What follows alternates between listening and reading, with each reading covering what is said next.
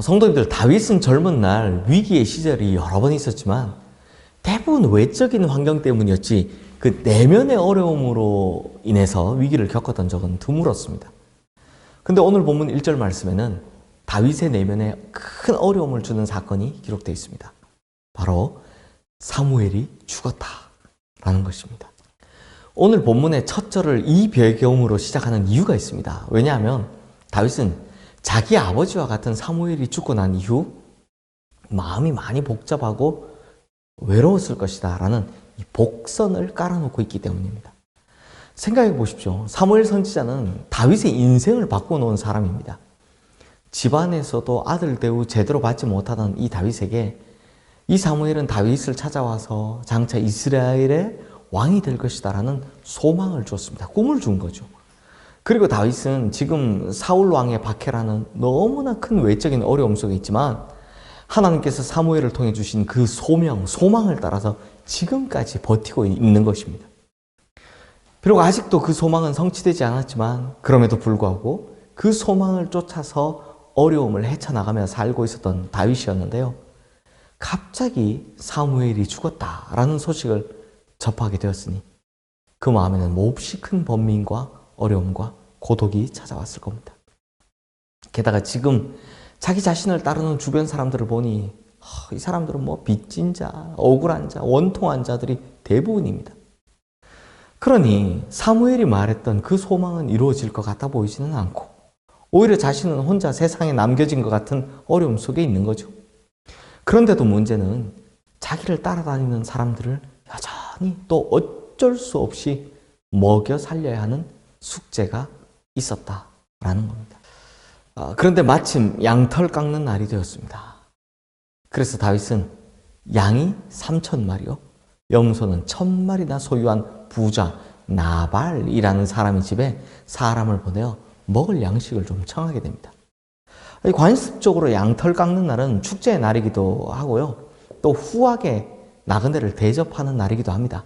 또 7절 말씀처럼 다윗과 그와 함께한 사람들이 나발이라는 사람의 재산을 도적들로부터 지켜주는 일을 해왔기 때문에 별로 의심 없이 당연히 먹을 것을 나눠줄 수 있겠다 생각하고 사람을 보냈던 겁니다. 그러나 나발의 대답이 이렇습니다. 10절과 11절 말씀입니다. 나발이 다윗의 사환들에게 대답하여 이르되 다윗은 누구며 이세 아들은 누구냐? 요즘에 각기 주인에게서 억지로 떠나는 종이 많도다. 내가 어찌 내 떡과 물과 내 양털 꺾는 자를 위하여 잡은 고기를 가져다가 어디서 왔는지도 알지 못하는 자들에게 주겠느냐 한지라. 다윗이 누구냐? 심한 멸시와 모독이죠. 그런데 여러분, 지금 다윗이 어떤 상태라고요? 아버지와 같던 사무엘의 죽음으로 가뜩이나 번민과 외로움 속에 있는데 이 나발의 멸시 그리고 거절을 듣고 있자니 다윗의 속에서 치밀어 오르는 분노가 하늘을 찌를 듯하게 되는 겁니다. 이 분노의 심정이 21절과 22절 말씀에 고스란히 드러나 있습니다. 내가 이자의 소유물을 광야에서 지켜 그 모든 것을 하나도 손실이 없게 한 것이 진실로 허사라. 그가 악으로 나의 선을 갚는도다.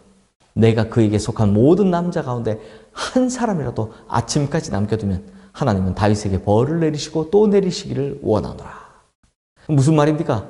내가 오늘 나발 집안의 남자 씨앗은 다 말려버리겠다.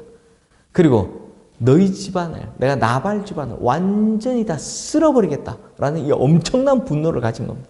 그래서 400명인 가량의 군사를 이끌고 길을 나서게 됩니다. 그런데 그때 나발의 아내였던 아비가일이라는 여자가 이 소식을 듣고 급히 뛰어나와 다윗의 앞에서 엎드려 이렇게 이야기를 합니다. 다윗이여, 당신은 하나님께서 세우신 사람입니다. 본문 24절부터 31절까지의 아비가일의 이야기가 쭉 나오는데요. 한 문장으로 축약하면 바로 이 내용인 겁니다. 다윗이여, 당신은 하나님께서 세우신 사람입니다. 이 아비가일의 긴 이야기 중에 가장 중요한 이야기가 바로 30절에서 31절 말씀인데요.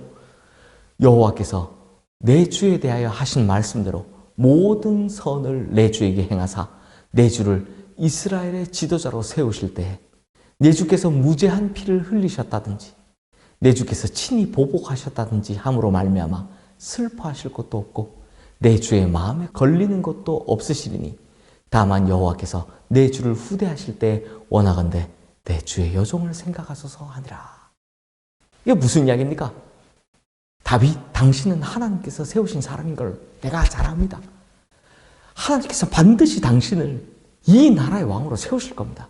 그런데 지금 제가 염려하는 것이 무엇이냐? 나발이라는 저 사람, 저거 죽여도 가치 없고 살려놔도 가치 없는 인간인데 저 가치 없는 인간 죽이는 바람에 하나님께서 당신을 세우실 때 괜히 흠과 티가 생길까 봐 흠도 티도 없이 세워져야 할 터인데 그것이 빌미가 되어 당신이 왕으로 서기에 어려움을 겪을까? 그것이 염려됩니다. 당신의 상황이 지금 어렵다 할지라도 하나님께서는 당신을 통해 이루려고 하신 일들 그거 반드시 당신을 통해 이루어내실 것입니다. 라고 이야기를 한 겁니다. 어쩌면 이 다윗이요 사무엘에게나 들을 법한 이야기를 이 아비가일을 통해 듣게 된 겁니다. 그때 다윗이 정신이 번쩍 드는 거죠. 슬픔과 분노가 만들어낸 이 내면의 어려움으로 인해서 지금 막 복수하기 위해서 달려왔는데 이 아비가일이라는 여인의 말은 다윗이 지금 자기가 누구인지 자기가 지금 뭘 하고 있는지를 정확하게 깨닫게 해준 겁니다. 그러면서 잊혀졌던 소망과 하나님의 인도하심이 기억나게 되는 걸 다윗은 경험하는 거죠. 이 깨달음을 갖게 된 다윗은요 그 길에서 즉시로 돌이키게 됩니다. 막 분노를 표현하면서 마음대로 살아갈 수 있는 그런 삶이 아니라 자신이 하나님 앞에서 부름받은 그 본래의 삶의 목적을 깨닫고 일순간 회복하게 된 겁니다. 아비가일 지혜롭죠. 그래서 다윗은 돌이키면서 이 아비가일이라는 여인에게 이렇게 이야기를 합니다. 32절과 33절 말씀입니다. 다윗이 아비가일에게 이르되 오늘 너를 보내어 나를 영접하게 하신 이스라엘의 하나님 여호와를 찬송할지로다. 또 내 지혜를 칭찬할지며 내게 복이 있을지로다. 오늘 내가 피를 흘릴 것과 친히 복수하는 것을 내가 막았느니라. 그러므로 다윗은 이 아비가일에게 당신 참 지혜롭다고 내가 누구인지 지금 내가 무엇을 하려고 했는지 내가 어떤 사람인지를 한 번에 일깨워주었다고 이런 감사 인사를 하는 겁니다.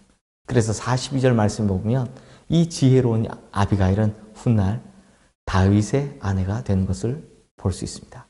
그래서 우리 김성병 목사님 첫째 딸 이름도 가일인데요. 가일이라는 이름을 붙인 자매들이 많죠. 바로 이 아비가일 이름을 따서 붙이는 걸 볼 수 있습니다. 사랑하는 성도님들, 인생이란 참 다양한 얼굴을 우리에게 보여줍니다.